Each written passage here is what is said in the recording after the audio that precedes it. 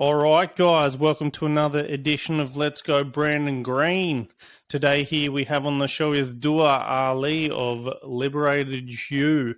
LiberatedYouHypno.com is a website. And did I say your name correct, Dua? Yes, you did. Oh, where are you from, Dua Aly? I am from Mississauga, Canada. Oh, South Canada, yeah. And you're on today to tell us, explain to me about hypno, what a hypnotist does, and that's what you've studied in. I am a Rapid Transformational Therapy practitioner and certified hypnotist. Yeah. Rapid Transformational Therapy, for those who are not familiar with it, is a modern hybrid award-winning method of therapy that is a combination of traditional hypnotherapy, talk therapy, cognitive behavioral therapy, neuro-linguistic programming, neuroscience, and other types of therapy. And it's a huge release and empowering tool. I guess with this one, you'd have to dig. It sounds like you dig deep into them to heal them. Exactly. This is exactly what I do in the session. So what I do during the session is I try to find the root cause. When a client comes to me with an issue, let's say this issue is procrastination. We try to dig deep in order to find what's the root cause of the issue. And the thing is, when people come with a problem, they think that the issue is the problem. But the thing is, the issue is not the problem. The issue is just a symptom. And the real problem is the underlying beliefs. So this underlying belief can be, I'm useless, so why do anything anyways? If I'm useless, then I better act useless. So what I do is during the session, I put the client into a state of relaxation, a state of deep relaxation, and then I regress them back to scenes from the past. Those scenes or events are the root cause of the issue that they have, no matter what issue is it, whether it be weight loss, procrastination, anxiety, fear of social media, codependency issues, and even physical ailments. So science proved that 80% of physical ailments, the reasons behind them are usually emotional. It's not. It's not organic. It's usually functional. It has to do with the function of the organ or the function. In other words, it is emotional. The reasons behind our physical issues are emotional. And I worked with clients who have if someone's got like a dodgy gallbladder or something, it's because of emotions that happen through childhood. Yes, usually those emotions, or those underlying emotions or beliefs are formed in childhood. Usually, it's not a must. So when I regress the clients back to scenes from their past, they usually go back to scenes from childhood, sometimes in adulthood. Sometimes we are exposed to trauma as adults as well, and it might cause serious issues. Mm-hmm. So again, I regress them back to those scenes from the past, and then we look at those scenes. And the thing is, it's not the trauma that changes the chemistry of the brain. It's our interpretation of the trauma.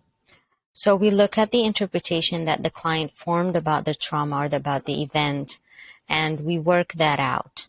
And then I try to ask the clients probing questions, like if this coping mechanism or this belief serves them anymore, and whether they are ready to let go. And I use techniques and tools during the session to detach the client from that belief, and really get them to understand and feel that they are not that person anymore. They are not the 3-year-old child anymore who went through that event or experience. They're not that 5-year-old anymore or 11-year-old anymore. So really get them into being detached. Yeah. So when you explain to them what this is and they're thinking about surely they'd be a bit 50-50 going, oh, this won't work, or they're adamant and telling you, no, this has nothing to do with it. Does that ever happen? And then it turns out they're like, oh, wow. No, it No. never happened. Actually, no, it never happened. Usually all clients I worked with had an aha moment during the session. And the reason is that when clients come to work with me, they consider me the last resort. Yeah, So they've tried everything. Yeah. They tried everything. So they really want to get rid of the issue. Because I talked to a homeopath last week, and she said that she's now gone away from that a bit and more onto, I'm not sure if this is it, but she was saying, like, if someone has these mental hurdles that they can't get past as an adult, she winds them back to when they were 3, 4, 5 years of age, and then plays out the scenario that they believe is connected to why that they're doing this particular behavior as an adult now. She plays it out differently in their head, and then after that, they're like, wow, that's no longer a hurdle anymore. I can deal with it. Is that the same type of thing? Or I don't know what kind of therapy she uses, but it sounds like she also uses hypnosis.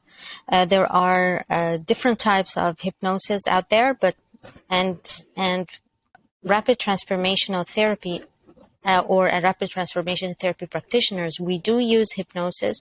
Traditional hypnotherapy is in the core of what we do, but it's not the only tool that we use. We use a lot other tools during the session. so what is hypnotherapy? Because all I knew of it was some strange guy daggering a thing in front of their face and waving it, and you're going to sleep now. That's No. That's all I No. know of it, and I'm a normal person. Like, you got to Yeah. be pretty not well or whatever to seek you guys out, because obviously you're not in the mainstream. I don't know if you're funded by any public government hospital programs or anything like that. Is it anywhere? Like, No. well, it's just a No, strictly sadly. alternative medicine, I guess. No, I think, no. I don't think, no, we're not funded by the government. I have my own business and I work privately. Yeah. And is that everywhere So in the world that you know of, or some no, countries? it depends. No, it depends. Like in the UK, for example, I know some colleagues who graduated and they're working in the UK, and they accept that, and they work in schools. Some of them work in schools with teenagers, with children, to help with behavioral issues and bullying and all issues that children deal with. So it depends on where they were graduated. And if I'll just have to go back to your question about hypnotherapy and what is hypnotherapy. So hypnotherapy is all about accessing the subconscious mind. So what we do is during the session, when we regress the client back to those scenes from the past, we access the client's subconscious mind, where all the negative beliefs that they have or they formed about themselves and life are there, and this is what we deal with. Mm-hmm. And it's much easier to deal with it this way, because if we work on the conscious level, it takes years. It might take years of therapy. Mm-hmm. But what happens with rapid transformational therapy is that the issue is resolved between 1 to 3 sessions. Some complex issues might take up to 6 sessions, such as PTSD, for example, but usually the issue is resolved between 1 to 3 sessions, while the same issue might take years to be resolved in talk therapy. Yeah, right. It So, definitely sounds like a method. It sounds like you untangle all their problems early on, and then they're free to go. yeah, and hypnotherapy or hypnosis is a normal state of mind. So I'll give you an example. Sometimes if you're watching TV and you're so focused on what you're watching on the screen, and somebody walks in or the bell rings and you just jump, you were in a state of hypnosis. if you were driving, for example, on the highway and you missed the exit, you were in a state of hypnosis. So hypnosis is a normal state of mind. It's Okay, not well, something. It's not something woo-woo or juju, and we don't use those dangling yeah. watches at all. So how long has this rapid transformation therapy been around for? Rapid transformational therapy has been around for ever since 2014, as far as I know. So it's a relatively But new thing, but it must have it, taken you guys all by storm if you have already. so Yeah. So it is. So the thing is, it's not new when it comes to creating it. So Marissa Peer, the creator of the R.T.T method, has been using her method for years. She has been practicing hypnotherapy for over 30 years.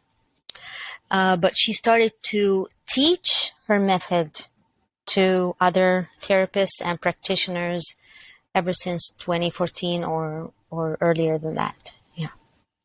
Yeah, right. And then she's gotten it out to all you guys who have then subscribed to her methods and now implementing. So what would be an example of something I see as a problem and come to you saying, Dua, I've got this, and then you implemented the rapid transformation therapy on me? Any type of issue. So rapid transformational therapy works with all types of issues, with anxiety, depression, fear of social media, all types of fears. I had clients. It also works with even with physical issues such as skin problems. I worked with clients with hair loss issues, clients with birthing issues, smoking, procrastination. All right. So what? You can have a skin issue, and then just you look into the brain, and then get into the mind of the person, and then it heals. No, when we get into the mind of the person, we do as I just mentioned. We progress them to the root cause of the issue, and then they reach an understanding of why they have this issue. And then after they reach an understanding, this empowers them, because after that we say, okay, this belief, you formed this belief about yourself when you were 3 or 4 years old. And I'm going to give an example here. I lately worked with a client who suffered a procrastination issue. And when I regressed her back, one of the scenes that came up, I just have to mention also that I don't regress to one scene. I regress to at least 3 scenes. So one of the scenes that came up was when she was 6 years old, and she came back from school. She took her book and she wanted to read the story for her dad, and she was so happy because she was an early reader and she could read the book, and she wanted to show her dad how good she is, or how good reader she is. She wanted her dad to be proud of her. And what her dad did is that he sent her away, and he said, "No, go now. I'm not free. I'm reading the newspaper." And then the girl, the belief that she formed about herself, of course, she felt uncared for, she felt neglected, she felt unloved. And the belief that she formed about herself is that I'm useless. If I can't make my dad happy, if dad cannot be proud of me, then I'm useless. And if I'm useless, then I better act useless. If I feel useless, I better act useless. So then we looked at that belief that she formed about herself as a 6-year-old. And then I started to ask her question, is that true? Is it true that you're useless? Now look at what you're doing in your life. Look at the achievements that you. But did she consciously feel useless when she came to you? Consciously, well, I think she said that she feels useless. But sometimes they don't have that feeling does not show consciously, and sometimes it does. So some clients, for example, say, "I'm worth nothing," or "I'm not worthy," or "I feel that I always want more." This is one of the beliefs that cause a lot of issues that we have. So the thing is, we as human beings, no matter what the issue that we're suffering, there are usually three main beliefs, three main underlying beliefs that are the root cause, that are usually the root cause or the reason of the issues that we have. The first one is, I'm different, so I cannot connect. The second is, I want it, but it's not available to me. And the third is, I'm not enough. And I'm not enough can be said or expressed in different ways. I'm not worthy, or I amount for nothing, or I'm good for nothing. I'm not beautiful enough. I'm not lovable enough. I'm not rich enough. It can be anything. Right, And as a well, go ahead, sorry. And as a matter of fact, I'm not enough is the most pervasive negative belief among them all.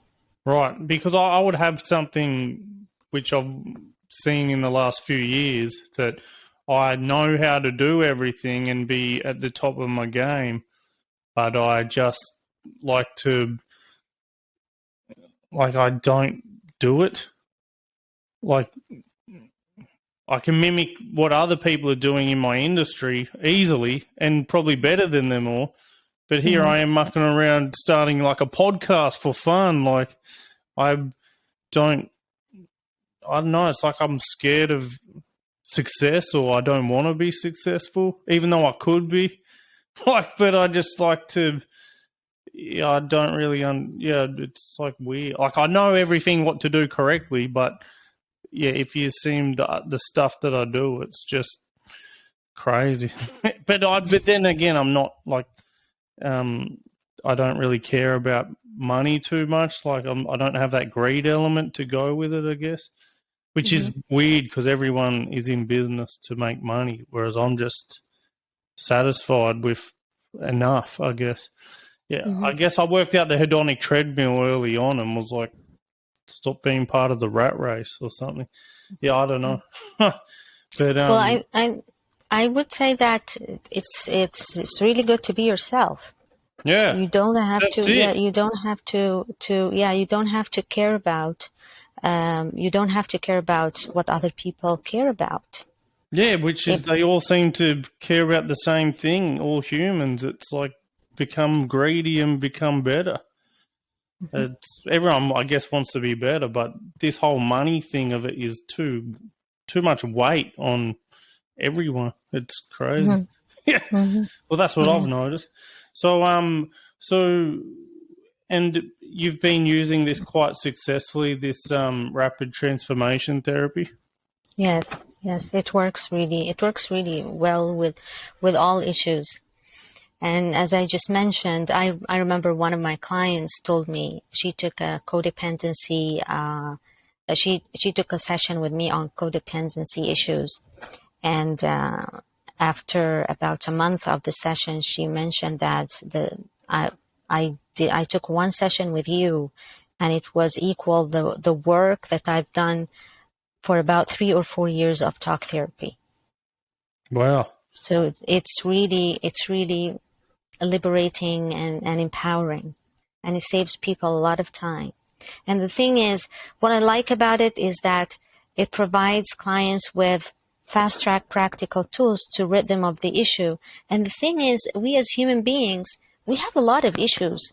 So one person can have even me. Some people might think that as a practitioner, I don't have any issues or I figured it all out, and that's not true, because we're all human and we're all work in progress. So I myself have a lot of issues to resolve. So if I took 3 or 4 years to resolve only one issue in talk therapy, how many 3 or 4 years I have to resolve the other issues? Yeah. So it is good that the fact they can get it in and over and done with within a month or so, rather than half a decade. Because you don't want to be bogged down on the one issue that could set them free. So this so back to that patient, or that scenario where you were saying earlier, I guess you would have talked through like the situation of that day when she came home, wanting to read to her father. You explain things, I guess, like, look, your father was busy and that's all it was, or so then she doesn't feel like a victim or something? No, I explained to her that there's nothing wrong with you. You were a beautiful child who wanted to make her dad happy, and that as children, we believe as children that we came to life to make our parents happy. And that's why when there's something wrong with our parents, children never go back and think, oh, look at my dad or look at my mom. They have a lot of issues. They don't know what to do. They don't know how to do life. They don't do that. They personalize everything. They take everything personally, and they would say there's something wrong with me. They would never say there's something wrong with your dad. So I explained to her that there's nothing wrong with you. The person who has something wrong with them is your dad. And I asked her, you have grandchildren, right? She said, yes. Would you do that to your grandchild? She said, no, never. If my grandchild comes home with a book and he wanted to read the book, I'll sit down, I'll let him read the book with me, and I'll really encourage him, and I'll tell him how proud I am of him. So I said, see? So this is how it should be. But yeah, correct. But also the other thing is, I guess her dad would have answered the same thing, but maybe he really did have a headache that day and didn't feel good, and I guess could that be a scenario? That could be a scenario, but what I do is that I don't give the other person an excuse. My job is not to find the person who caused the negative belief an excuse, because he's not my client. It's all about my client. The session is about the client. It's not about the other party. On the contrary. And also with that, you've got her. So, and she felt better after these sessions with you, like. Absolutely. After 2 days. So what happened with that client is that she was procrastinating, decluttering her room for about a year, and she had to move. And she was going to move to a smaller place. So she had to downsize, and that's why she had to get rid of a lot of things, and decluttering her room was really crucial. So after 2 days of taking the session and listening to the recording, she reported that she started decluttering her room, and that she donated 2 bags of old clothes that she doesn't need anymore, and found other old clothes that she used to wear when she was slimmer. And she was happy because she lost weight. So it came at the right time. She saved money as well. She doesn't have to buy new clothes either. Yeah, right. Yeah. So. Yeah, well, this sounds certainly interesting, and if it doesn't cost much time, like, you can see how it works for the patient, I guess. The person needing help can get it all. You'd expect, results within 6 weeks. So they should expect results less than that. Yeah. What I do is that after the session is supposed to rid the client of the issue. And then at the end of the session, after the session, the client receives a personalized recording. They're supposed to listen to this recording for 21 days. And the reason is that the recording completes the work that was done in the session, because the session rids the client of the issue, but the recording makes sure that the issue never comes back. Okay. The recording is there for the client to listen to it for 21 days straight, like to rewire their brain. Yes, it's a kind of habit, or kind of rewiring their brain to the new belief. Yeah, well, I guess like anything, if you exercise it, it'll grow, and no different to the brain, really. Yeah, right. All right. So, where can people find you? Can you do these services online? Yes, I do. I do my service in person or online. It doesn't matter. The session has the same effect, whether it's in person or online. If the clients wants to reach me, they can reach me on my website. It's www.liberatedhypno.com. they can book a free consultation call with me, or they can reach me on my professional Facebook page at Liberated You, or on my Instagram professional account at liberatedyou_hypnosis. And also on my Facebook page, there is a button that they can press where they can contact me directly on WhatsApp. They can WhatsApp me. So, yeah, I can be reached easily. Can be reached easily and all around the globe. Well, it is interesting, what you've discussed with us here today with the rapid transformation therapy. And, I wish you success, and all the clients, if you anyone wishes to be a client of Dua's, I'll have all those links there in the podcast description and on the website, letsgobrowndandgreen.com, linking out there, so they'll be able to find you. All right. Well, no worries. And Dua, you have an excellent night over there in Canada, and we'll look forward to possibly seeing you again in the future. Thank you. Okay. Thank you very much. No worries. My pleasure. Okay, bye. Bye.